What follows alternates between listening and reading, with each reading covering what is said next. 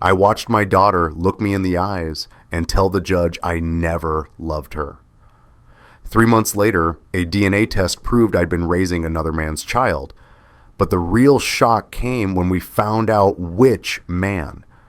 How far will a mother go to win?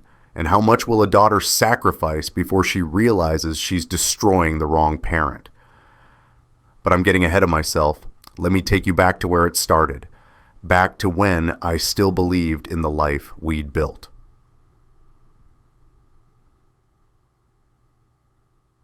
It's a Tuesday night in October, and we're sitting around the dinner table like we have 1,000 times before. Sarah made lasagna, Emma's favorite. Jake's in his high chair, smashing garlic bread between his fingers, and Emma's telling us about her chemistry test. She got a 92. I'm proud. I tell her so. "That's my girl," I say, reaching across to squeeze her hand. Emma smiles, but it doesn't quite reach her eyes. I notice, but I don't push. She's 16. Moody comes with the territory. Sarah's phone buzzes on the table. Once, twice, 3 times in rapid succession. She doesn't look at it. That should have been my first clue. Instead, she smiles at me in this warm, familiar smile I've known for 18 years and asks if I want more salad. Her phone buzzes again. She picks it up, glances at the screen, and sets it face down without responding. "Work?" I ask. "Always is," she says and laughs. That light, easy laugh that used to make me feel like the luckiest man alive. Jake throws a piece of bread. It lands in Sarah's water glass. We all laugh, even Emma, and the moment passes. But here's what I didn't know. While I was cutting Jake's chicken into tiny pieces, while Emma was pushing lasagna around her plate, while I was being a father and a husband, Sarah was texting the man who would eventually try to take everything from me. She was planning her exit, and she was teaching our daughter how to lie. After dinner, I volunteer for bath time. Jake loves bubbles, loves his rubber duck that squeaks when you squeeze it. He looks up at me with those big brown eyes I thought were mine, and says, "Dada, clear as day." My chest swells. I think, this is what matters. This is what I'm working so hard for. I hear Sarah's voice downstairs, low and urgent. She's on the phone in the laundry room. I can't make out the words, but the tone is different, softer, intimate.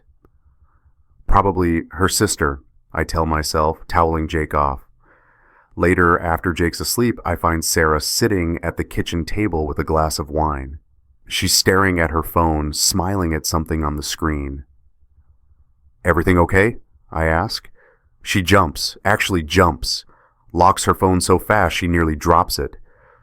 "God, Michael, you scared me." She laughs, but it sounds forced. "Yeah, everything's fine, just a funny meme Catherine sent." Catherine, her sister, sure. I lean in to kiss her goodnight. She turns her head. My lips catch her cheek instead of her mouth. "I'm exhausted," she says. "Big presentation tomorrow." "Okay," I say, because what else can I say? I go to bed alone. Sarah stays downstairs for another hour. I can hear her phone buzzing over and over like a swarm of bees trapped in a jar. I fall asleep wondering when my wife stopped coming to bed with me.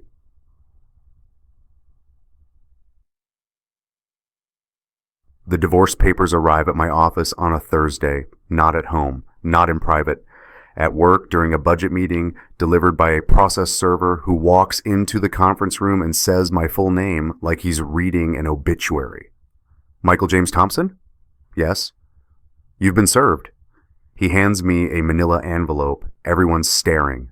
My boss, 3 colleagues, the intern taking notes. The intern looks away first. I tear it open right there because my hands are shaking and I need to understand what's happening. The first page is standard legal language. Petition for dissolution of marriage. Irreconcilable differences. I scan down, my vision tunneling. Then I see it. Section 7, subsection C. Petitioner requests full legal and physical custody of minor children due to respondent's emotional unavailability, prioritization of career over family, and demonstrated pattern of neglect. Neglect. I coached Emma's soccer team for 6 years. I was at every parent-teacher conference. I'm the one who stayed up with Jake when he had croup last winter, holding him upright in the bathroom with the shower running hot because steam helps them breathe. Neglect? My coffee cup slips from my hand. It hits the table, bounces, shatters on the floor. Brown liquid spreads across the tile like an accusation. Michael, my boss Jennifer, stands up. Do you need to... I'm fine, I say, but I'm not fine. I'm not anything close to fine.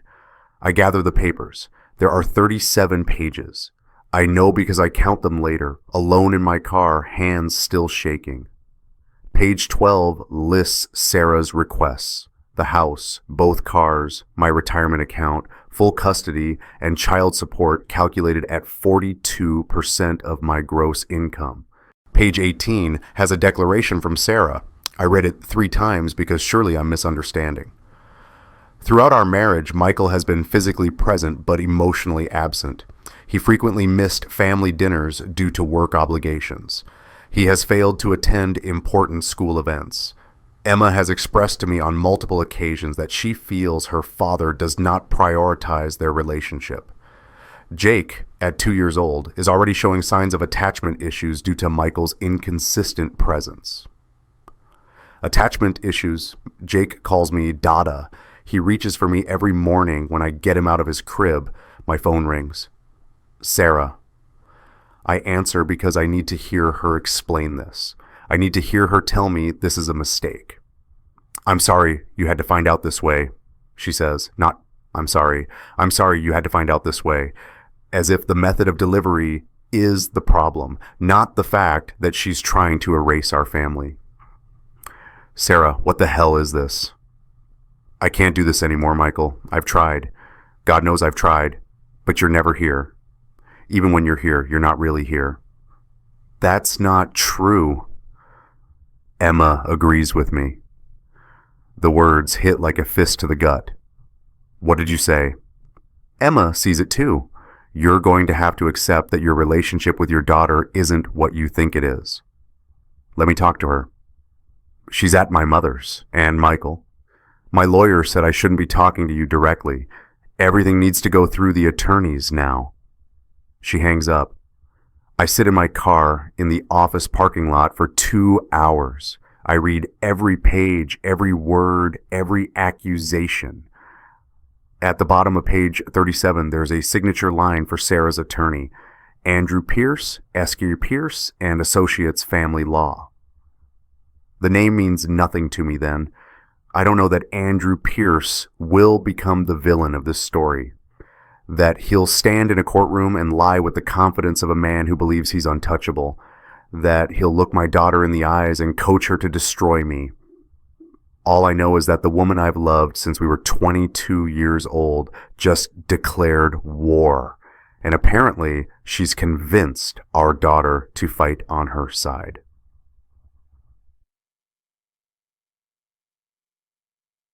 The first custody hearing happens 3 weeks later. I've barely slept.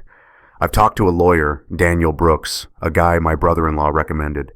Daniel's in his 50s, experienced with high-conflict divorces, and he doesn't sugarcoat things. She's playing hardball, he tells me. The custody petition is aggressive. Full physical custody, supervised visitation for you, allegations of neglect. We need to be prepared for this to get ugly.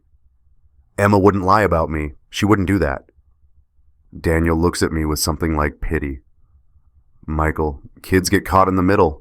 They say what they think they need to say to survive. It doesn't mean she doesn't love you.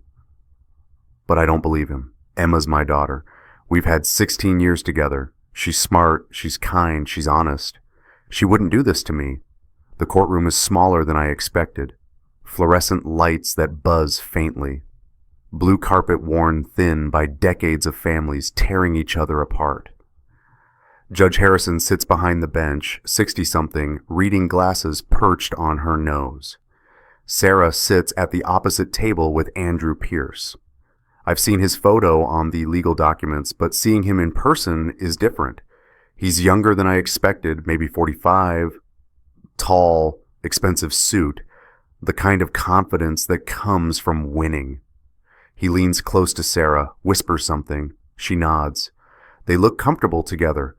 The thought crosses my mind. Are they sleeping together? I push it away. Paranoid. I'm being paranoid. Then Emma walks in. She won't look at me. She's wearing a blue dress I don't recognize. Sarah must have bought it for her.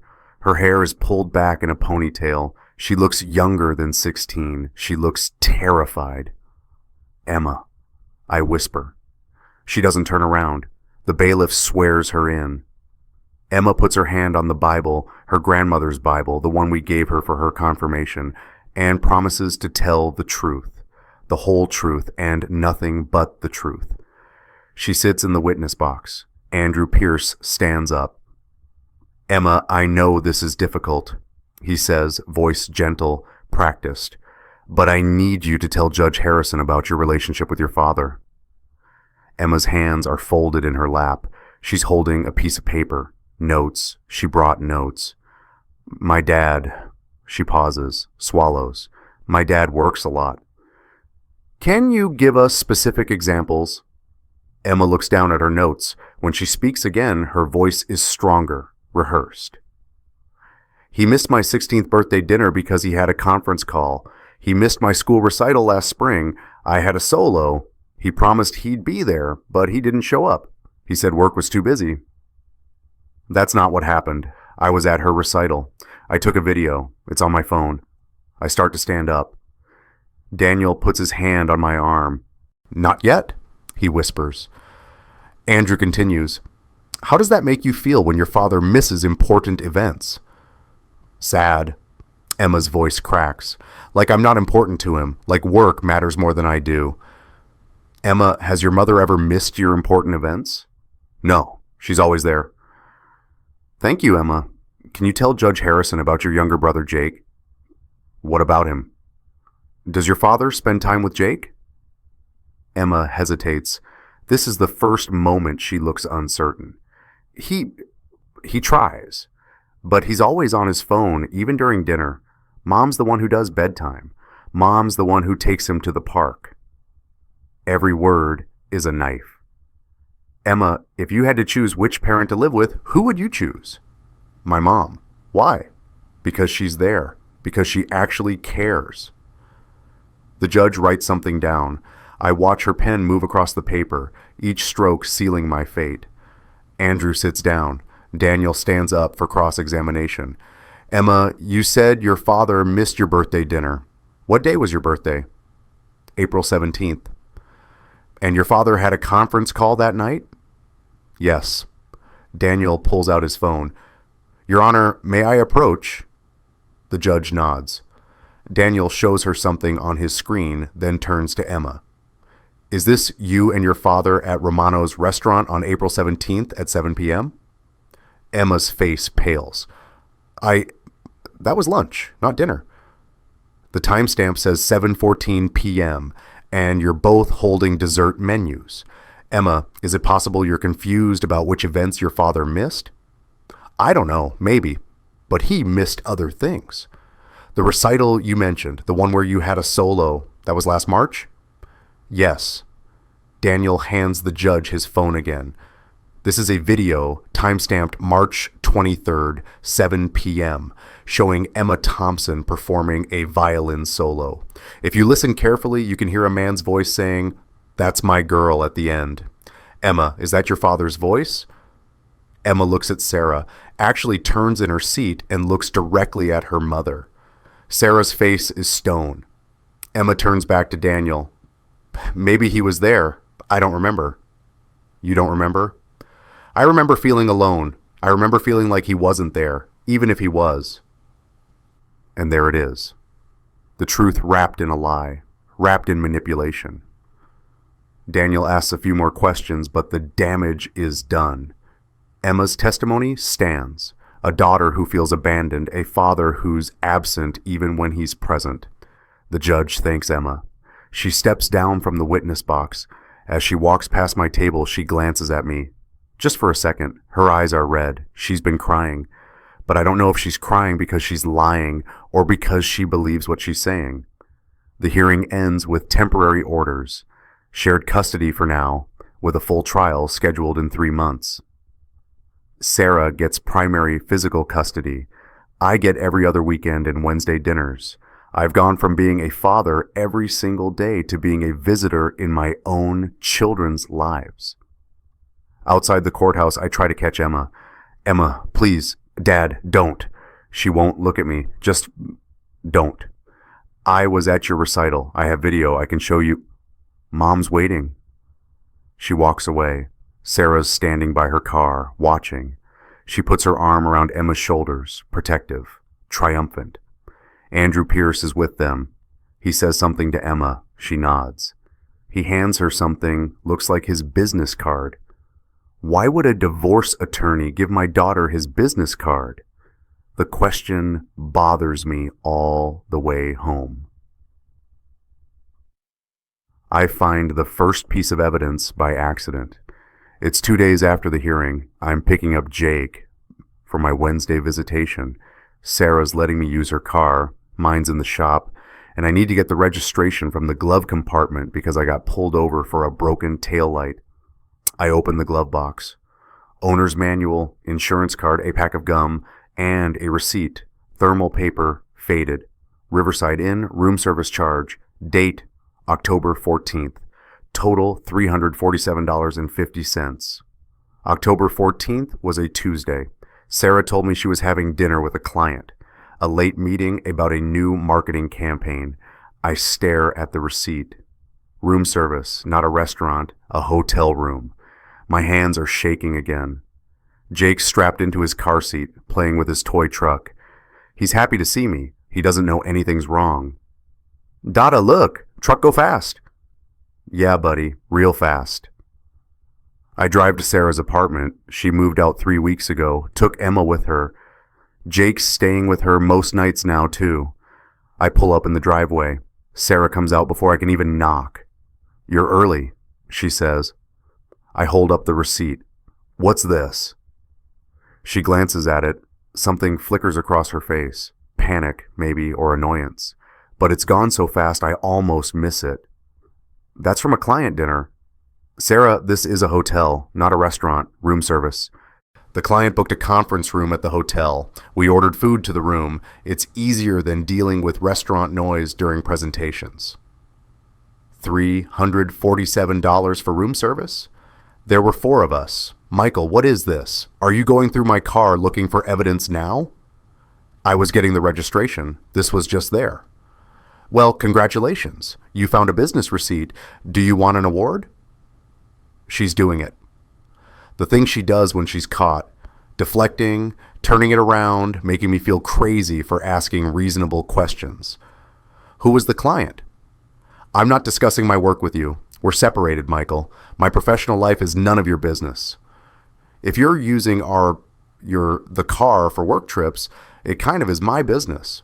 We're still married. Not for long. She reaches into the car and unbuckles Jake. He fusses, reaching back for me. And for the record, this right here is why Emma doesn't trust you. You're paranoid. You're controlling. You see conspiracies everywhere. I'm not. You are. Emma told me you showed up at her school last week during lunch. You're not allowed to do that without my permission. I wanted to see her. She won't return my calls. Because you're smothering her. God, Michael, can't you see? This is exactly what I'm talking about in the custody petition. You don't respect boundaries. You don't respect when people need space. Jake starts crying. Sarah's holding him on her hip now, and he's reaching for me, saying, Dada, Dada. And I feel like my chest is cracking open. Sarah, please, just tell me the truth. Are you seeing someone? She looks me dead in the eyes and says, You're paranoid, Michael. That's why Emma doesn't trust you. She grabs her keys, the car keys. She's taking them back. Wait, I need to get an Uber or call a friend. You're not using my car anymore. She walks inside, shuts the door, locks it. I stand there in her driveway holding a hotel receipt, and I realize I don't know my wife at all. And worse, I'm starting to think she's right. Maybe I am paranoid. Maybe I am seeing things that aren't there. But that receipt is real. And the way she looked at Andrew Pierce outside the courthouse, that was real too. I hire a private investigator the next day. Daniel gives me the contact. Her name's Rachel Martinez. She's discreet, she's thorough, and she's expensive. But if there's something to find, she'll find it. Rachel meets me at a coffee shop downtown. She's younger than I expected, maybe 35. Dark hair pulled back, wedding ring on her left hand. She orders black coffee and gets straight to business. What do you need? I think my wife is having an affair. Most people who hire me think that. Why do you think it? I slide the hotel receipt across the table. She says this is from a client dinner, but it's room service. The date lines up with a night she said she was working late. Rachel examines it. This is good, but it's not enough for court. We need photos, multiple instances, a pattern. How long does that take? Depends. Sometimes a week, sometimes a month. Sometimes they're not having an affair and you're just paranoid. She says it without judgment, just stating fact. I'm not paranoid. Everyone says that. She pulls out a contract. Standard rate is $2.50 an hour, minimum 20 hours. I'll follow her, document her movements, see if there's anyone she's spending unusual amounts of time with. If there is, I'll get photos. If there isn't, you'll know that too, and you can move on. $5,000 minimum. I have maybe $8,000 in my personal savings account. Do it, Rachel nods. I need a photo of your wife, recent, and her work schedule, where she goes, what time she leaves, what car she drives. I give her everything. Photo from Emma's birthday, the one Emma claims I missed. Sarah's work address, her gym schedule, the Starbucks she goes to every morning at 7:15. I'll start Monday, Rachel says. Check in with me in a week. We shake hands. She has a firm grip, confident. As I'm leaving, I turn back. Rachel, if you find something, will it be enough for custody? That's not my call, but I'll tell you this. Judges care about stability for kids. If your wife is having an affair with her divorce attorney, that's not just infidelity. That's an ethics violation. That's a conflict of interest. That could blow up her whole case. Her attorney. You said you think she's seeing someone.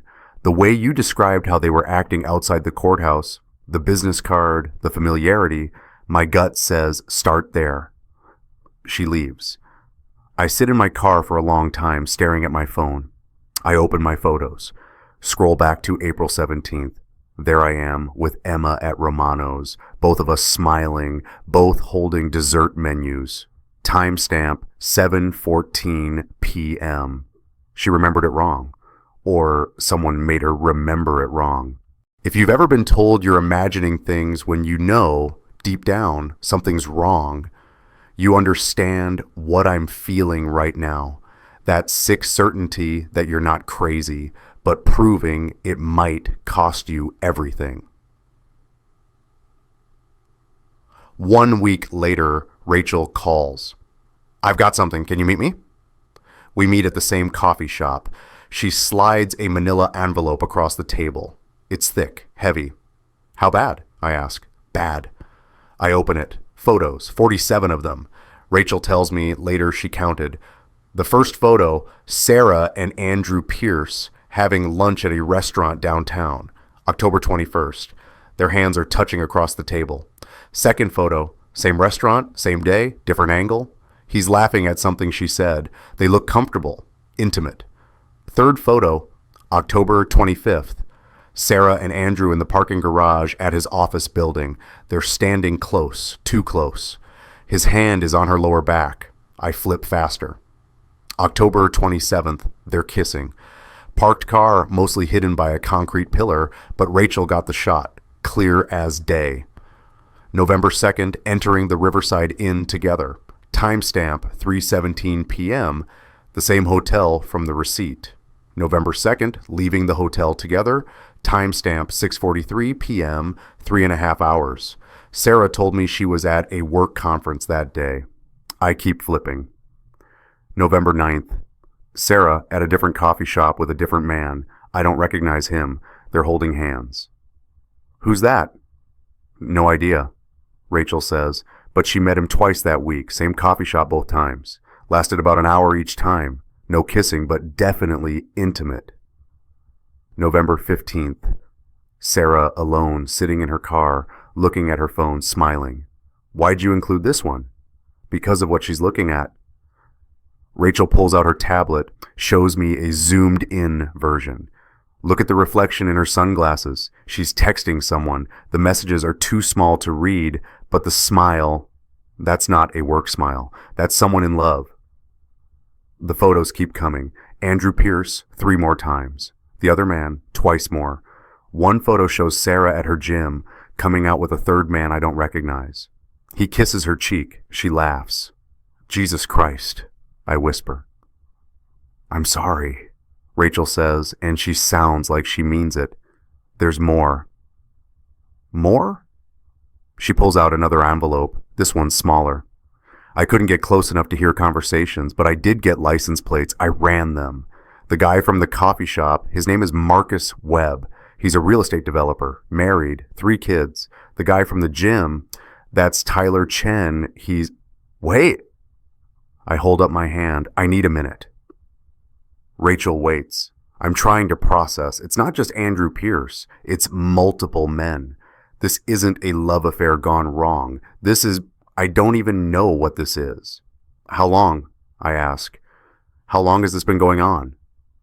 Based on these photos, at least since October. But Michael, here's what you need to know. Andrew Pierce is the primary. She sees him 3, sometimes 4 times a week. The others are sporadic. Pierce is the one she's serious about. He's her lawyer. Which is why this matters. I did some digging. Andrew Pierce is married, 2 kids. Wife's name is Margaret. He's been practicing family law for 15 years. Never had a formal ethics complaint, but there are some whispers. What kind of whispers? The kind that suggest he's done this before, gets close to his clients, blurs lines, nothing provable, which is why he's still practicing. I stare at the photos, at my wife kissing another man, at my wife with multiple men. Does Emma know about the affair? I don't know, but Michael... Rachel hesitates. The timing bothers me. She filed for divorce September 30th. These photos start October 7th. That's 1 week later. It's possible this started before the filing. It's possible Emma already knew, or at least suspected. If she knew, she would have told me. Would she? If her mom convinced her that you're the problem. If her mom said you're emotionally unavailable, and this is all your fault? I think about Emma on the witness stand. How she wouldn't look at me. How she had notes. How she said, I remember feeling alone, even if he was there. Those aren't a 16-year-old's words. Those are therapy words, coached words. I need you to keep going. I say, I need more. Michael, this is already enough for... I need to know everything. Every meeting, every man, every lie. I need it documented, all of it. Rachel nods slowly. Okay, but there's something else you should consider. What? Jake, the timeline. When did your wife get pregnant? The question hits like cold water. 2 years ago, spring. Why? Spring 22. You've been married how long? 18 years. And you never had fertility issues? Emma came easily? Yeah, she was. Rachel, what are you saying? She doesn't answer directly. Have you looked at Jake lately? I mean, really looked at him. I think about Jake. His brown eyes. My eyes are blue. Sarah's are green. Genetics are funny, sure, but his hair, Rachel says quietly, it's darker than yours or Sarah's, curlier, and his skin tone. He's 2. That changes. Maybe. But Michael, if she's having affairs now, who's to say she wasn't having them then? If you're already spending money on investigations, maybe you want to spend a little more on certainty. DNA test. She's suggesting a DNA test. That's insane. Is it? Look at these photos. This isn't a woman who suddenly started cheating. This is a pattern. This is someone who's been doing this for a while and got sloppy. I gather the photos back into the envelope. 47 pieces of evidence that my marriage was never what I thought it was. Keep following her, I say, and I'll think about the test. Don't take too long. The custody trial is in 2 months. If you're going to drop this bomb, better to do it now than in open court. She's right. I know she's right. But ordering a DNA test means admitting I might not be Jake's father. It means looking at my 2-year-old son and questioning everything. It means my entire life might be a lie. That night, I can't sleep.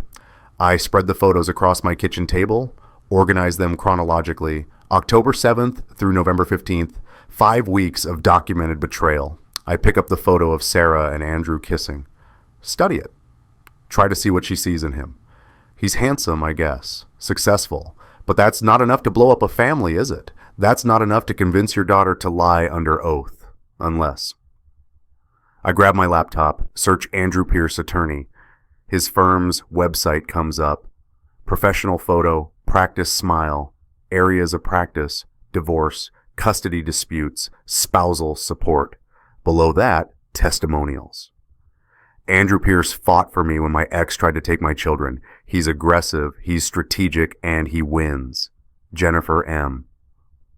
I couldn't have gotten through my divorce without Andrew. He understood what I needed and made sure I got it. Samantha R. Andrew goes above and beyond for his clients. He's more than a lawyer. He's an advocate, a friend, a lifeline.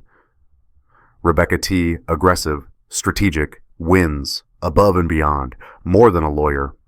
I click on the About page. Andrew Pierce, graduated Harvard Law, practiced in New York before moving here 10 years ago.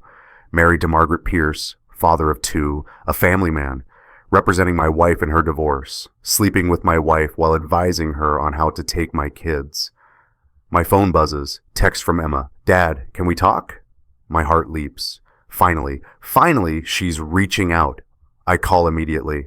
She answers on the first ring. Emma, thank God, I've been... Dad, I need to tell you something. Her voice is shaking. Mom says I shouldn't, but I can't. I just can't keep doing this. What is it? What's wrong? Silence, then, never mind, I shouldn't have called. Emma, please, whatever it is, you can tell me. I have to go. Mom's calling me. Emma, she hangs up. I try calling back, straight to voicemail. I text, I'm here whenever you're ready. I love you. She doesn't respond. I sit at my kitchen table, surrounded by photos of my wife's betrayal, waiting for my daughter to call back. She doesn't. But 3 days later, Daniel calls me. Sarah's attorney filed a motion, he says. They're requesting DNA testing for Jake as part of the custody evaluation. They're what? They're claiming you've made allegations about Sarah's fidelity, and they want to prove Jake is your biological son to counter your narrative. But I haven't made any allegations, not officially. Have you talked to anyone about it? Rachel. I've talked to Rachel, and Rachel's a professional, but Sarah's lawyer is smart. Maybe he suspects. Maybe he knows I'm investigating, or maybe he already knows Jake isn't mine, and he's calling my bluff. Daniel, what if the test shows he's not my son? Long pause.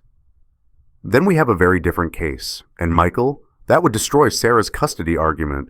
Judges don't look kindly on paternity fraud. She wouldn't have filed the motion if she thought it would hurt her case. Unless she doesn't know. Unless Andrew Pierce ordered it without her full understanding of the implications. Or Daniel trails off.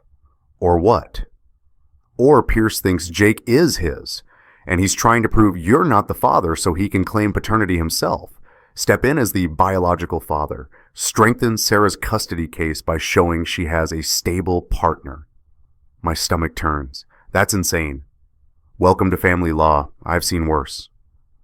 The motion hearing is set for 3 days from now. Both sides will appear before Judge Harrison.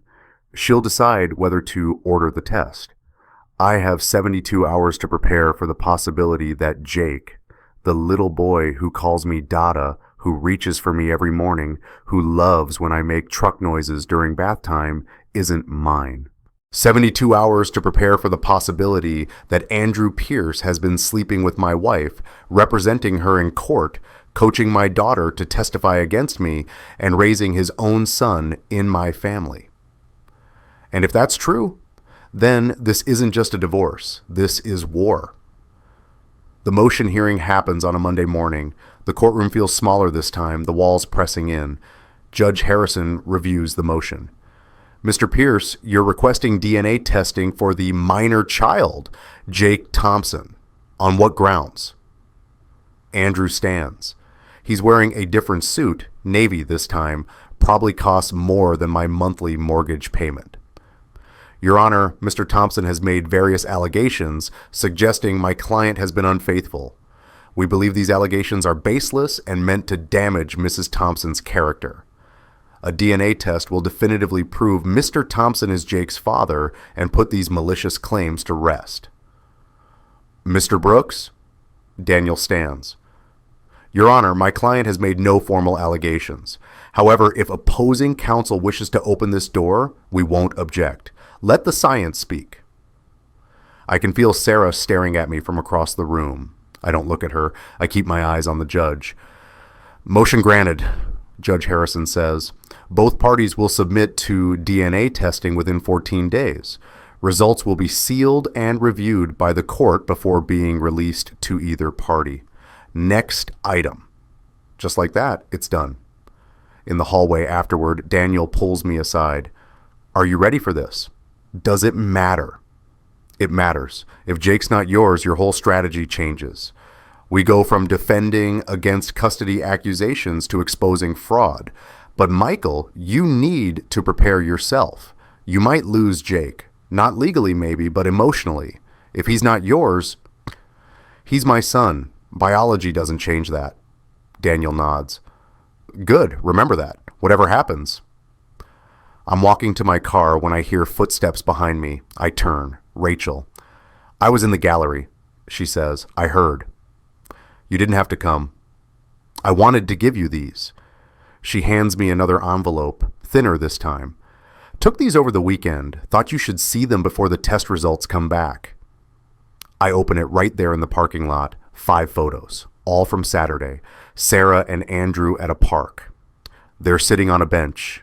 Jake's on the playground behind them, going down the slide. Sarah and Andrew holding hands. Sarah's head on Andrew's shoulder. Andrew's arm around Jake, lifting him up, spinning him in a circle. Jake laughing in Andrew's arms. They took him to the park, Rachel says quietly. Spent 2 hours there, like a family. The last photo, Jake in Andrew's arms, Sarah beside them, all 3 of them smiling. Someone walking by must have offered to take the picture. They look happy. They look like they belong together. Rachel, what if... Don't spiral. Wait for the test. But I'm already spiraling. Because Jake has dark hair and brown eyes. Because he's been calling me Dada. But maybe he'd call anyone Dada. Because in that photo, he looks right at home in Andrew Pierce's arms. The DNA test happens 2 days later. They swab the inside of my cheek. They swab Jake's cheek. He cries because he doesn't understand why a stranger is putting a stick in his mouth. I hold him afterward, and he calms down immediately. Dada, he says, patting my face. I'm here, buddy. I've got you. Results in 7 to 10 business days. 7 to 10 days of not knowing. 7 to 10 days of looking at my son and wondering if he's really mine. I throw myself into work, can't focus. I reread the same email 4 times and still don't know what it says. My boss asks if I need time off. I tell her I'm fine. Everyone keeps telling me I'm fine. I'm not fine. On day 3, Rachel calls again. Can you meet me? There's more. Always more. There's always more. This time she brings a laptop. I've been monitoring Sarah's social media. Her accounts are private, but Emma's aren't. Emma posted something yesterday, deleted it this morning, but I got a screenshot. She shows me. Emma's Instagram story posted at 11:47 p.m., deleted by 8 a.m. A photo of a notebook page. Emma's handwriting. The caption, "When you don't know who to believe anymore," the notebook page reads, "Mom says Dad is trying to manipulate me. Dad says Mom is lying. Someone is lying. I don't know which one. I'm so tired."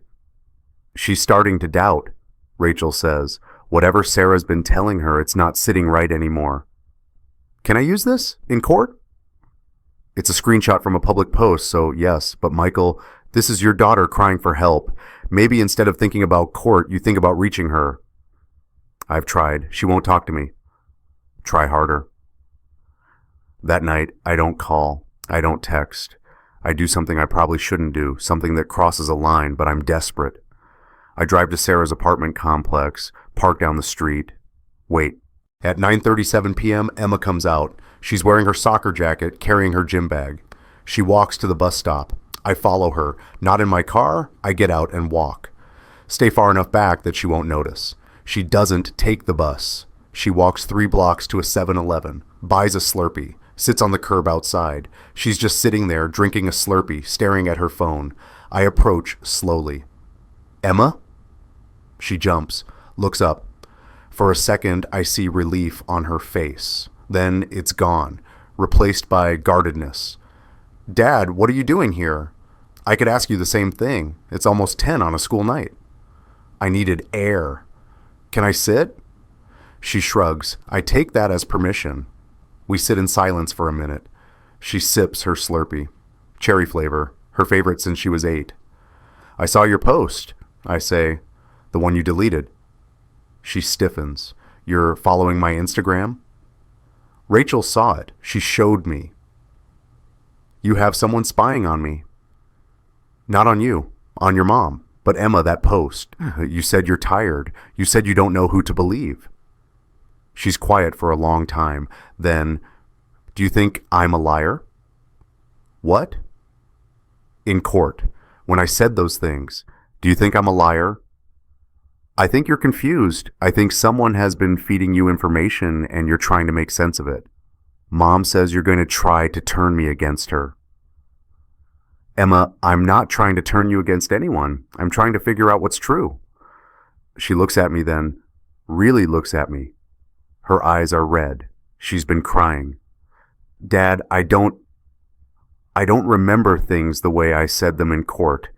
Mom kept telling me I was remembering wrong, that you weren't at my recital, that you missed my birthday, but I looked at my phone, and there are photos. You're in them. You're there. My heart is pounding. So, why did you say those things?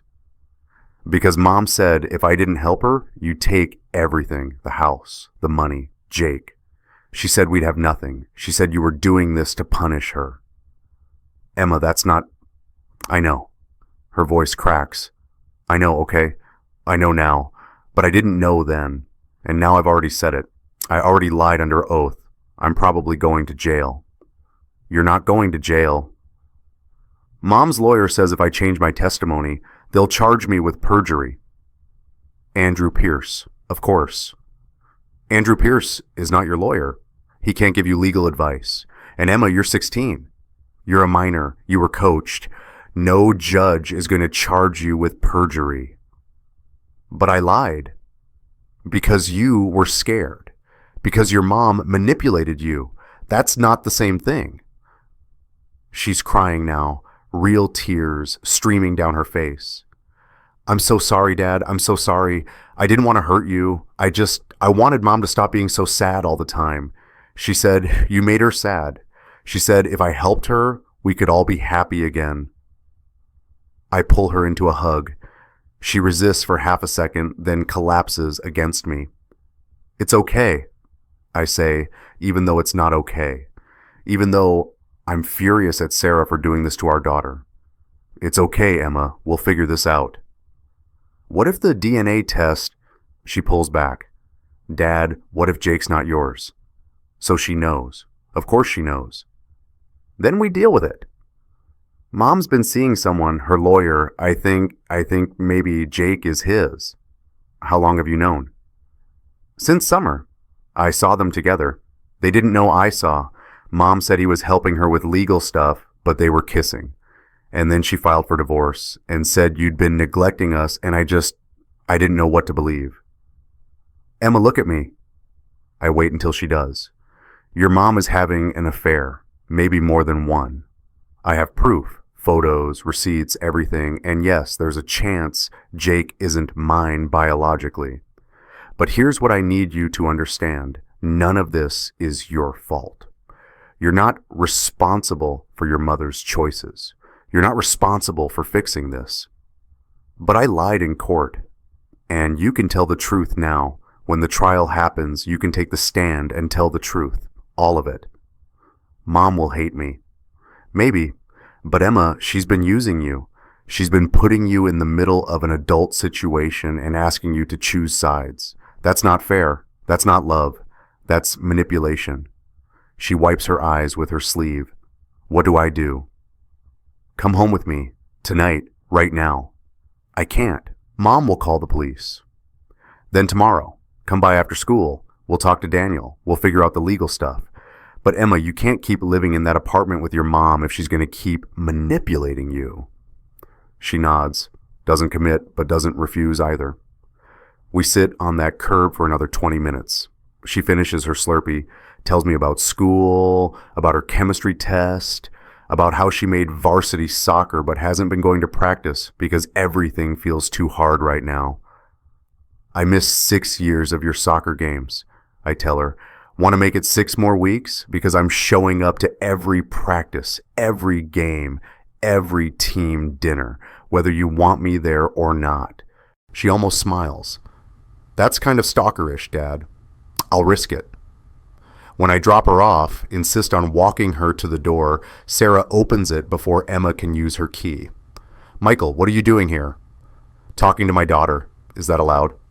Sarah's eyes narrow. She looks at Emma.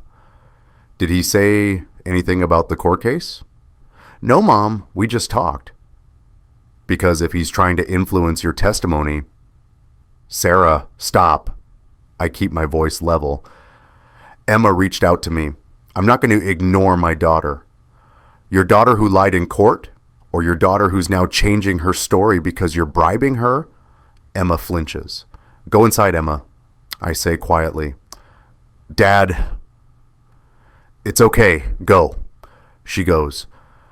Sarah and I stand in the doorway, and for the first time in 18 years, I don't recognize the woman in front of me. You're sleeping with Andrew Pierce, I say. She doesn't deny it. That's none of your business. It is when he's your lawyer, when he's coaching Emma, when there's a chance Jake is his son. Jake is your son. Then you have nothing to worry about with the DNA test. Something flickers in her eyes, fear, maybe, or calculation. You're going to look like a fool, she says, testing your own son because you're so paranoid you can't even trust basic biology. We'll see. I turn to leave. She grabs my arm. Michael, don't do this. Don't blow up our family over some insecurity. I'm not blowing up our family, Sarah. You already did that. I'm just shining a light on the wreckage. The next morning, I get a text from Emma. Just 3 words. Can we meet? We meet at the same coffee shop where I met Rachel. Emma orders hot chocolate. She's wearing her school uniform, must have come during lunch. I need to show you something, she says. She pulls out her phone, opens her photos, scrolls back to September. I took these, she says. I don't know why. I guess I knew something was wrong. She shows me photos of Sarah's things. A second phone, not her iPhone, something else. Cheap, flip style. Where did you find that? In Mom's gym bag. I was looking for hair ties. The phone fell out. Did you look at it? Emma nods, hands me her phone. I took screenshots before Mom realized I found it. I scroll through, text messages, dozens of them, between Sarah and AP, Andrew Pierce. August 15th, baby, once this is over, we'll finally be together. No more hiding. August 22nd, I can't wait to wake up next to you every morning. September 30, Emma's testimony will seal it. Michael won't know what hit him. My hands are shaking. September 10th, I'm worried she's going to back out. September 10th, she won't. I've been working on her. She knows what's at stake. September 18th, what if the DNA test shows Jake's not his? September 18th, then we say Michael must have known and been hiding it. Makes him look worse. I read that last exchange 3 times. They planned this, I say. All of it. There's more. Emma scrolls to another screenshot. This one from October. October worse. I can't wait to start our life. You, me, Jake. October worse. Have you told Jake about me? October worse. He's 2. He doesn't understand. But when this is over, you'll be Daddy and Michael will be the man who used to live with us. I close my eyes. Breathe. Try not to put my fist through the table. Emma, I need this phone. I don't have it. Mom found out I'd taken photos. She freaked out, smashed the phone, like literally took a hammer to it. When? Last week, right after the motion hearing, she was yelling at Mr. Pierce on her regular phone, saying he was an idiot for requesting the DNA test. He was saying something about how they needed to get ahead of it, control the narrative. She was saying he just guaranteed Michael would find out everything. Did she see you listening? No, I was in my room, but Dad... Emma's voice drops. They were talking about Jake. Mr. Pierce said, what if he's not mine either? And Mom just started crying. She said, I don't know. I don't know whose he is. The coffee shop is suddenly too loud, too bright. I need air. Dad, are you okay? I need you to tell this to Daniel, my lawyer. Everything you just told me. Can you do that? What if Mom finds out? She's going to find out. But Emma, this isn't on you. You're not the one who had the affair. You're not the one who coached a minor to commit perjury. You're the victim here, too. She nods. She looks younger than 16. She looks like the little girl who used to make me play Tea Party for hours. I miss when things were normal, she says. Me too, sweetheart. Me too. That afternoon, I go to my dad's house. Robert Thompson, 72 years old, widowed for 5 years, lives in the same house where I grew up. He's in the garage when I arrive, working on his vintage Mustang. He's been restoring it for a decade. Hand me that wrench, he says without looking up. I hand it to him. We work in silence for a few minutes. This is how we've always communicated best. Side by side, hands busy. Sarah's having an affair, I say finally. I know. You know?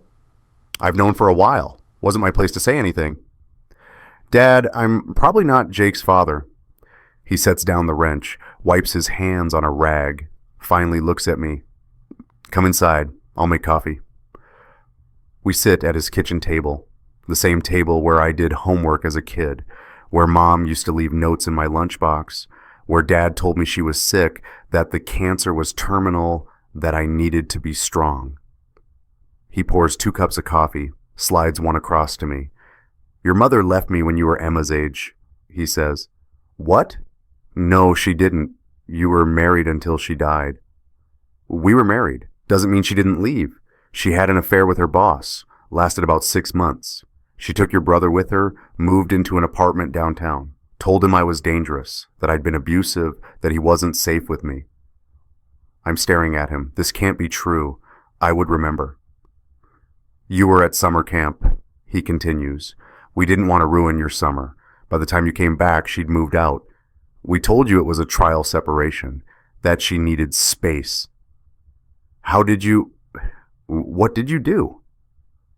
I waited. I told the truth. I showed up for your brother when I could. Supervised visitation, just like you're doing now, and I waited for him to see the truth. Did he? It took him 2 years, but yeah, he came back. She came back too, eventually. We went to therapy, worked through it, had 20 more years together before the cancer. He sips his coffee. His hands are steady, mine are shaking. Your mother manipulated your brother the same way Sarah's manipulating Emma, coached him to say things that weren't true, convinced him I was the villain. And you know what I learned? What? That truth is patient. Truth doesn't need you to force it. It just needs you to hold the door open so it can walk through when it's ready. Dad, Emma's already recanting. She's scared. Sarah's lawyer threatened her with perjury. Sarah's lawyer is sleeping with Sarah. His legal advice is compromised. Get Emma a real lawyer if you're worried.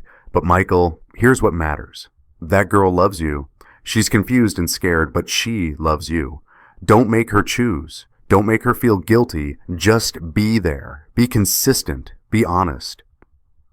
He pulls out his wallet. Old leather, worn at the edges. From it, he takes a photo. It's me, maybe 17, standing next to him by this same Mustang.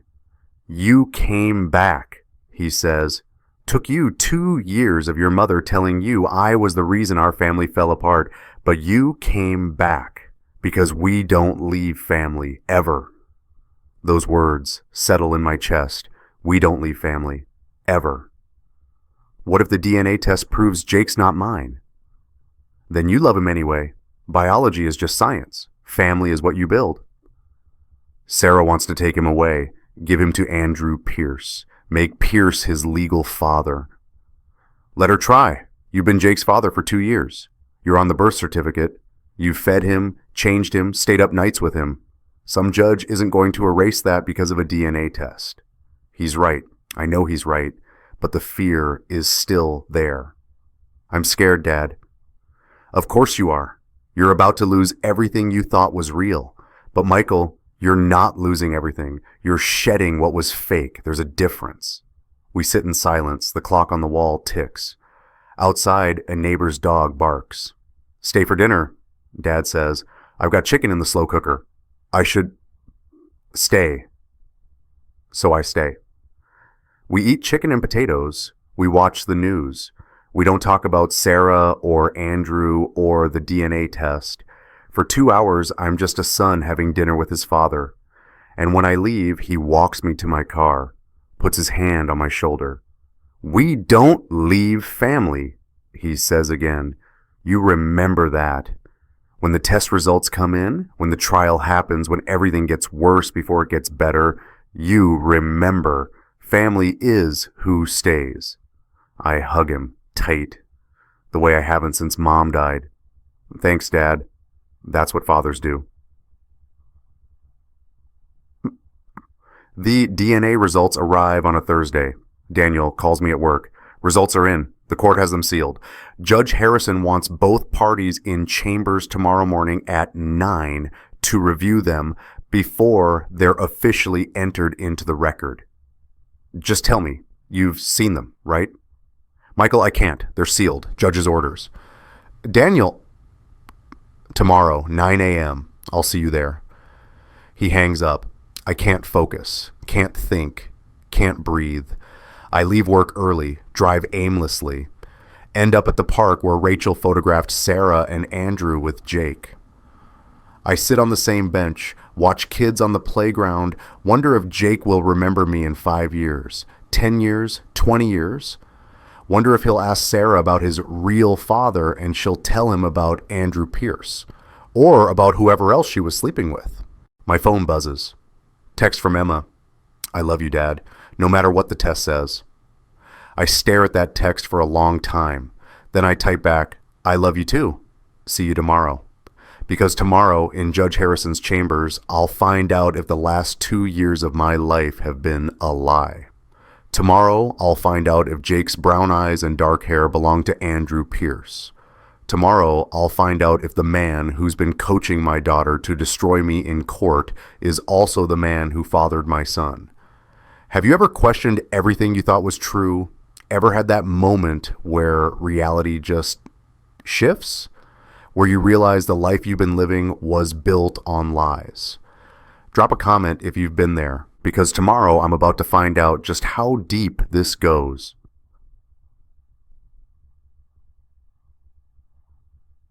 Friday morning, 9 a.m. Judge Harrison's chambers are smaller than the courtroom. Dark wood paneling, law books lining the walls, a large desk with an American flag in the corner. Sarah's already there. Andrew beside her. They're sitting close but not touching. Professional distance. For show. Daniel and I sit on the opposite side. Judge Harrison enters. We all stand. She waves us down. We're here to review DNA results for the minor child, Jake Thompson. I've reviewed them privately. Before I share the results with counsel and the parties, I want to make something clear. She looks at Sarah and Andrew, then at me. These results will have significant impact on this custody case. I'm ordering both parties to remain calm and professional. Any outbursts will result in sanctions. Am I understood? Everyone nods. Judge Harrison opens a file. 2 pieces of paper, lab results on official letterhead. The first test was between Michael Thompson and Jake Thompson, testing for paternity. She looks at me. Her face is unreadable. Based on genetic markers analyzed across 16 loci, Michael Thompson is excluded as the biological father of Jake Thompson. Probability of paternity 0%. The words hit like a gunshot. Sarah doesn't react. She knew. Of course she knew. Andrew shifts in his seat, reaches for Sarah's hand. She pulls away. However, Judge Harrison continues, the court was made aware of a second DNA test conducted independently by Mr. Thompson's legal team. Daniel sits up straighter. He ordered a second test? When? A secondary paternity test was conducted between Andrew Pierce and Jake Thompson. Andrew's face goes white. Sarah's head snaps toward him. Mr. Pierce, Judge Harrison says, her voice cold, based on genetic markers analyzed, you are also excluded as the biological father of Jake Thompson. Probability of paternity 0%. Silence. Total, complete silence. Andrew stands up. Your Honor, that's not possible. Sit down, Mr. Pierce. He sits. Sarah's shaking. I don't understand. If Michael's not the father, and Andrew's not the father, then who? That, Judge Harrison says, is a question you'll need to answer, Mrs. Thompson, because this court is now faced with a custody dispute involving a child whose biological father is neither party in this divorce. She closes the file. We're adjourning for 30 days. Mrs. Thompson, you will provide a list of all potential biological fathers to this court within 14 days. Mr. Pierce, I'm referring your conduct to the State Bar for review. There will be a separate hearing to address potential ethics violations.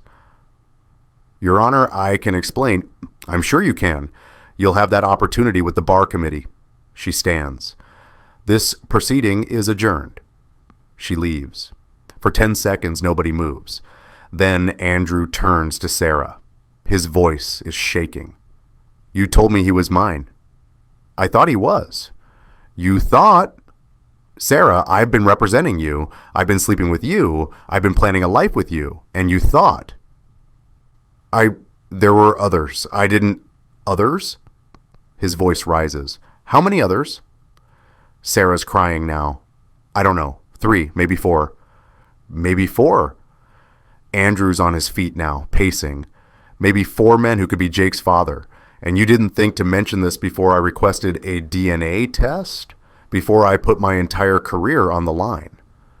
You said the test would help us. You said it would prove Michael was paranoid. Because you told me Jake was mine. Daniel touches my arm. Let's go. But I can't move. I'm watching my wife and her lover realize they've been playing each other. I'm watching them destroy each other. And somewhere in all of this, there's a 2-year-old boy who has no idea his entire world is about to change. Outside the courthouse, Daniel stops me before I reach my car. I need to tell you something, he says, about the second DNA test. You ordered it without telling me. Rachel suggested it. After she saw those photos of Andrew with Jake, she had a hunch. We got a sample from Andrew's coffee cup. He left it in the courthouse break room 3 weeks ago. Technically abandoned property. Legal. You've been sitting on these results? I wanted to wait until the court ordered the first test. Let them think they had control. Then drop the bomb. He pauses. I'm sorry I didn't tell you. But Michael, this changes everything. Sarah lied to you. She lied to Andrew. She's been playing everyone. The judge sees that now. Where does that leave Jake? Legally? You're still his presumed father. You're on the birth certificate. You've been raising him for 2 years. Unless Sarah can produce the biological father and he wants to claim paternity, which is unlikely given the circumstances, Jake is yours. Even though I'm not his biological father? Fatherhood is more than DNA. You know that. I do know that, but it doesn't make it hurt less.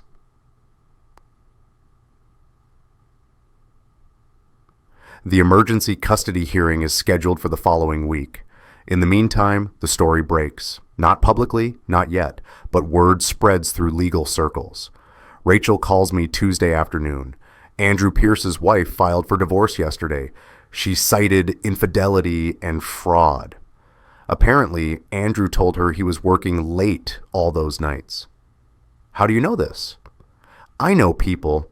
Also, it's on the public docket. Margaret Pierce versus Andrew Pierce. She's asking for full custody of their 2 kids, the house, and his pension. Good. It gets better. Sarah's firm put her on administrative leave. Someone leaked that she'd been having an affair with her divorce attorney. That's a PR nightmare for a marketing company that sells itself on family values. Who leaked it? Rachel's quiet for a second. Does it matter? It doesn't. Sarah's world is crumbling, and I should feel vindicated, triumphant. Instead, I just feel tired. Emma calls that night. Dad, can I stay with you just for a few days? Of course. What happened? She's not doing well. She's drinking a lot, crying all the time, and Mr. Pierce keeps calling, and they have these screaming fights. I just need to get out. Pack a bag. I'll pick you up in 20 minutes. When I arrive, Sarah's apartment looks like a disaster zone. Empty wine bottles on the counter, dishes piled in the sink. Emma's waiting outside with her backpack. Mom's asleep, she says. I left her a note. Does she know about the hearing next week? Yeah, her new lawyer sent the paperwork. Some guy named Richard Foster. He seems nice. Less intense than Mr. Pierce. We drive in silence for a few minutes. Then Emma says, Dad, I need to testify again at the real trial. I need to tell the truth.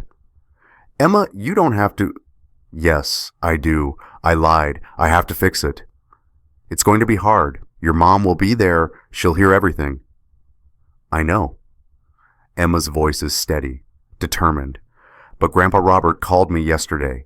He told me about Grandma, about how she left him and took Uncle David. He said truth is patient, that it just needs you to hold the door open. My dad called her. Of course he did. He also said you came back, that Uncle David came back. He said we don't leave family. There it is, the motif, the through line that's been holding this together.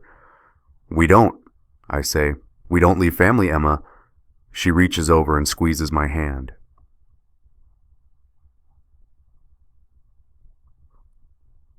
The final custody trial happens on a Tuesday morning in December, 3 months since Sarah filed for divorce. Feels like 3 years. The courtroom is packed. Judge Harrison presides. Sarah sits at her table with Richard Foster, her new attorney. She looks thinner, tired. Her hair is pulled back in a ponytail, and she's wearing a simple black dress. Not the power suits from before. Andrew Pierce is not here. He's been formally suspended by the state bar pending investigation. His marriage is over. His practice is shutting down. I should feel sorry for him. I don't. Daniel stands. Your Honor, we'd like to call Emma Thompson to the stand. Sarah's head whips around. Her lawyer leans in, whispers something. Sarah shakes her head. She looks at Emma, and for a second I see panic in her eyes. Emma walks to the witness stand. She's wearing jeans and her school sweatshirt. No fancy dress this time, no prepared notes. Just my daughter holding her purple diary. The bailiff swears her in. Emma's hand shakes on the Bible, but her voice is clear. I do. Daniel approaches gently. Emma, you testified in a previous hearing about your father. Do you remember that? Yes.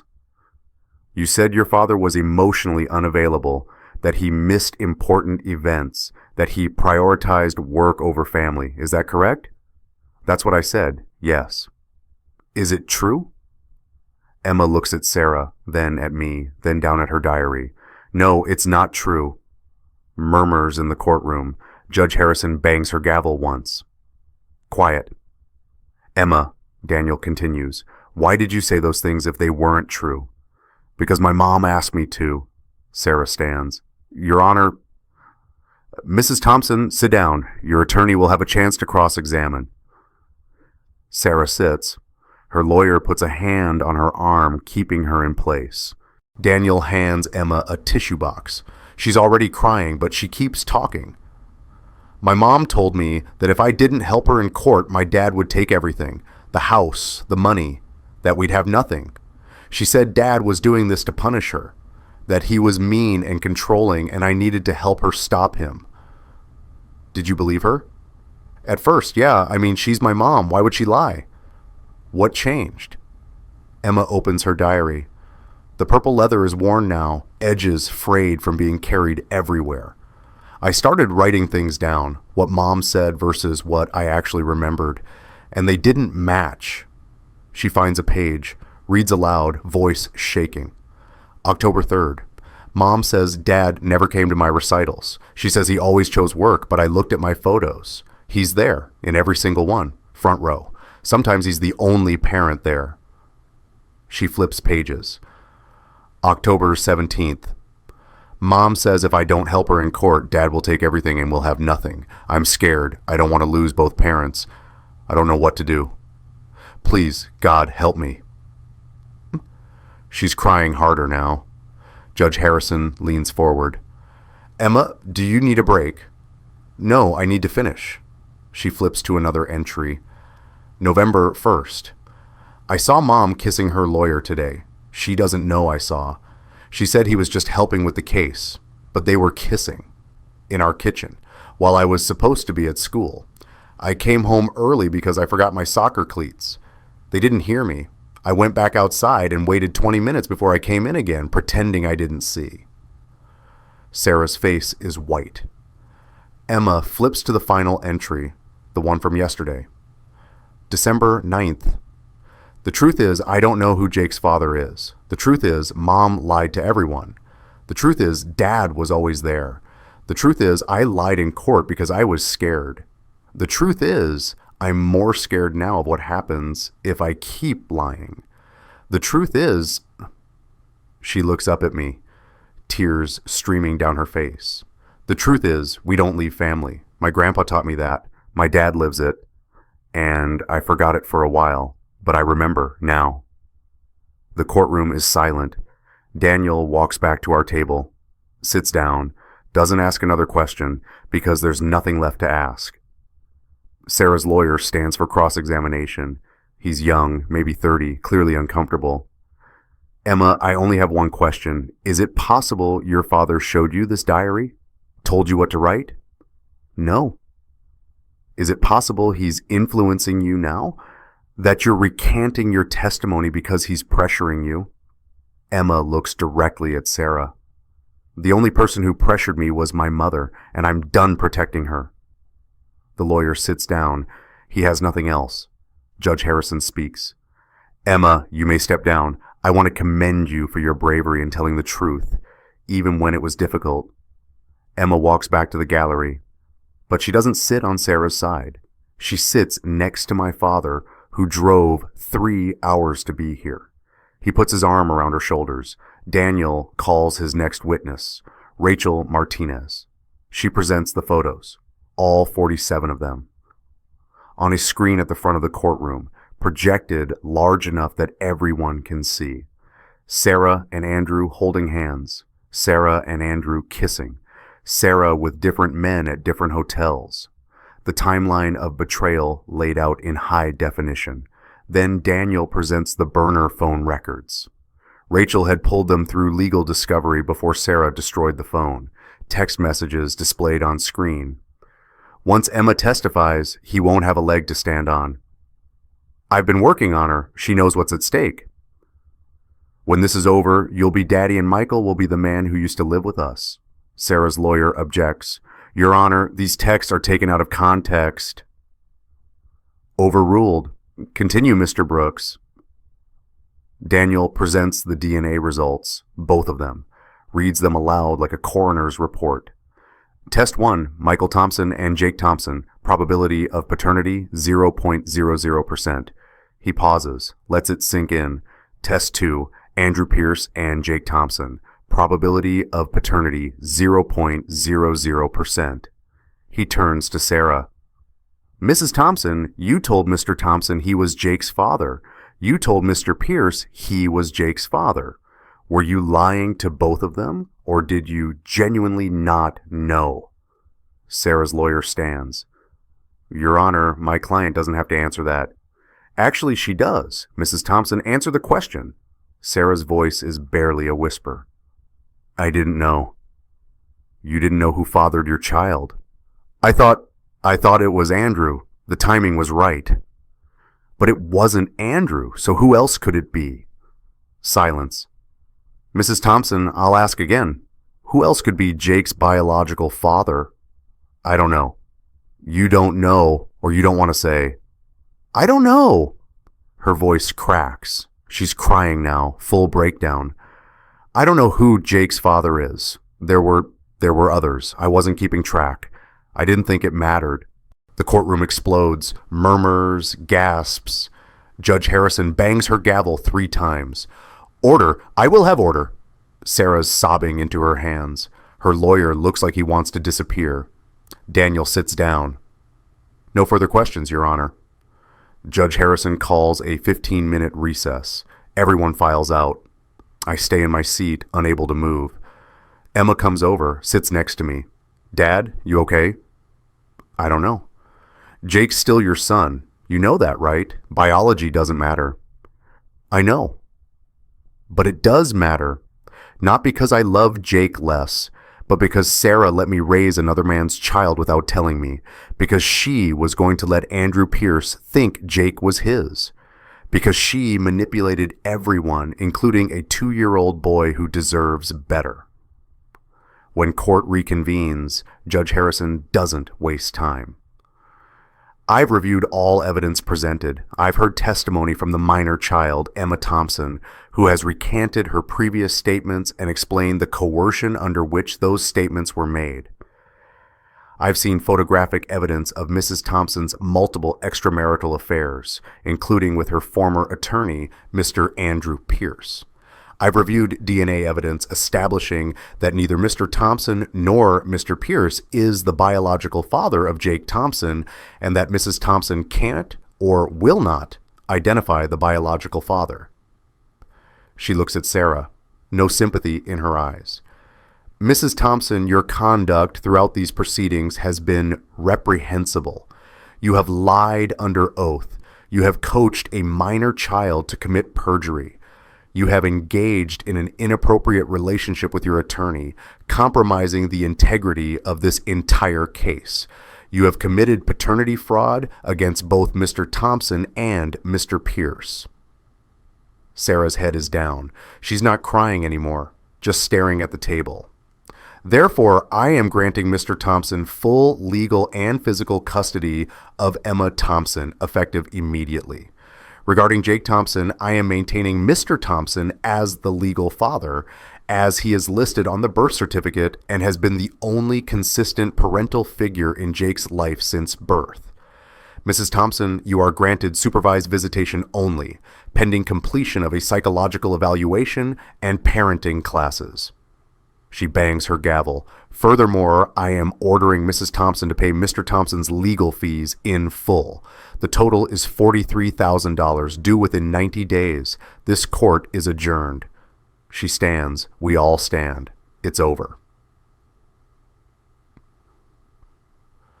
3 weeks later, Rachel calls me with an update. Andrew Pierce has been officially disbarred. The state bar hearing happened yesterday. They cited his relationship with Sarah as a conflict of interest, violation of attorney-client privilege, and conduct unbecoming of an attorney. His law license is revoked permanently. What about his family? Margaret got the house, full custody of their kids, and his pension. He's living in a studio apartment downtown. Word is he can't find work. No firm will touch him. And Sarah? Her marketing firm terminated her last week. Official reason was conduct incompatible with company values. Unofficially, they couldn't have someone on staff who committed perjury and paternity fraud. She's looking for work, but her reputation is shot. I should feel vindicated. I just feel sad. Thanks for the update, Rachel. Michael, you did the right thing. Emma's safe. Jake's safe. That's what matters. She's right. That is what matters. 6 months later, Emma and I are sitting in Dr. Walsh's office. We've been coming here every Tuesday for the past 3 months. Family therapy. Working through the damage. Today, Emma asked me to bring something. What is it? Dr. Walsh asks. I pull out an envelope from my jacket pocket.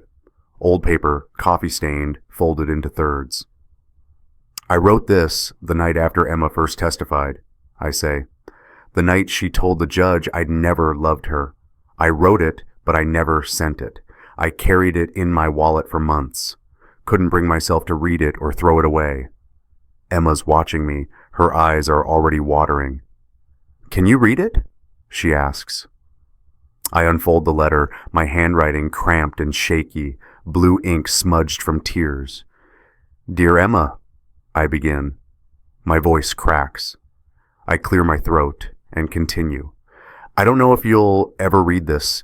I don't know if you'll ever forgive yourself, but I need you to know there's nothing to forgive. Emma's crying now, so is Dr. Walsh. You're 16. You were manipulated by the person you trusted most. That's not betrayal. That's survival. You did what you thought you had to do to keep your family together. That's not weakness. That's love. I pause. Breathe. I will wait as long as it takes for you to come back, because we don't leave family, ever. Not when they're lost. Not when they're confused. Not when they've been turned against us. We wait. We hold the door open. We stay. My voice breaks completely. You are my daughter. You have always been my daughter. You will always be my daughter. Nothing, not testimony, not lies, not manipulation, can change that. I fold the letter back up. Can't read the last line aloud. Too much. But Emma reaches for it. Can I? I hand it to her. She reads the final line silently. Then, aloud, voice shaking. I love you, Emma. I will always love you. And I will always be your dad. Love, Dad. She crosses the room, wraps her arms around me. We both cry, really cry, for the first time since this whole nightmare started. Dr. Walsh hands us tissues, waits until we've both calmed down. This, she says quietly, is the work. This right here, the honesty, the vulnerability, the forgiveness. Emma pulls back, looks at me. I want to visit Grandpa Robert's grave. I need to thank him. Okay, we can do that. Can we bring Jake? Jake, my 2-year-old, not biological son who calls me Dada and doesn't understand why Mommy only visits on Saturdays now with a lady watching. Yeah, we can bring Jake. Saturday morning, the cemetery is quiet. Early December, frost on the grass. Robert Thompson's grave is under an oak tree. The headstone reads, Beloved Father and Grandfather, 1952-2023. A father's love never quits. We laid him to rest 8 months ago. Heart attack, sudden. He never got to see how this ended, but he knew. Somehow he knew it would be okay. Emma's carrying her purple diary. Jake's holding my hand, fascinated by the fallen leaves. Dada, why we here? We're visiting Grandpa Robert, saying thank you. Why? Because he taught us something important. Emma kneels by the headstone. She places her diary against it. The purple leather looks bright against the gray stone. I'm going to leave this here, she says. Is that okay? It's perfect. She opens to the last page, the entry from yesterday, reads it aloud. December 10th. The truth is, I found my way back. The truth is, Dad never left. The truth is, Grandpa Robert was right. We don't leave family. The truth is, I know who I am now. I'm Emma Thompson, daughter of Michael Thompson, sister of Jake Thompson, granddaughter of Robert Thompson, and I don't leave family. She closes the diary, leaves it propped against the headstone.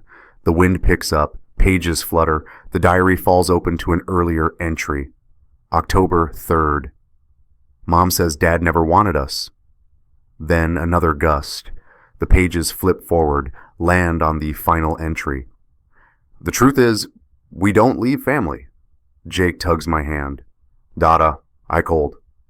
Okay, buddy, let's go. Emma stands. She's not crying anymore. She looks peaceful, strong. Ready? I ask. Yeah, I'm ready. We walk back to the car, Jake between us, holding both our hands, swinging his arms and giggling. Behind us, the purple diary stays on Robert's grave, a testament, a promise, a reminder that truth is patient, that family is who stays, that we don't leave the people who matter even when they're lost, especially when they're lost.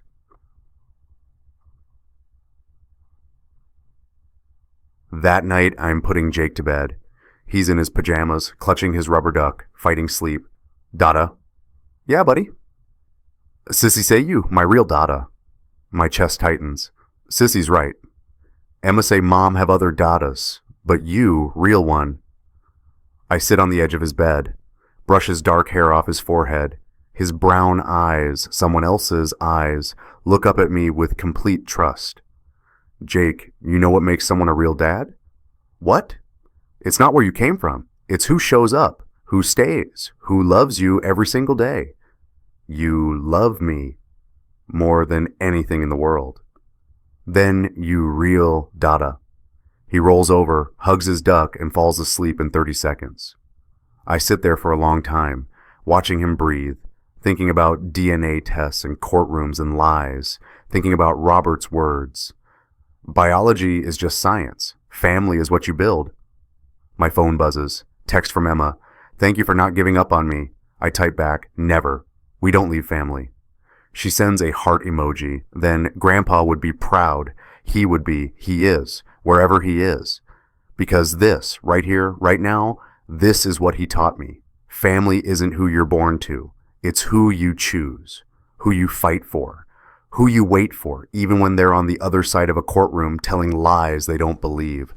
Family is Emma finding her way back through the fog of manipulation. Family is Jake calling me Dada even though we don't share DNA. Family is my father, dead but still teaching me how to stand. Family is everyone who showed up, who stayed, who waited. If you found your found family, the people who stayed when blood didn't, who believed you when others doubted, who held the door open while you found your way back, share their name below. Share your story. Because sometimes the family we choose is the one that saves us. And sometimes the hardest choice is simply to stay, to wait, to believe that truth is patient, to remember that we don't leave family, ever.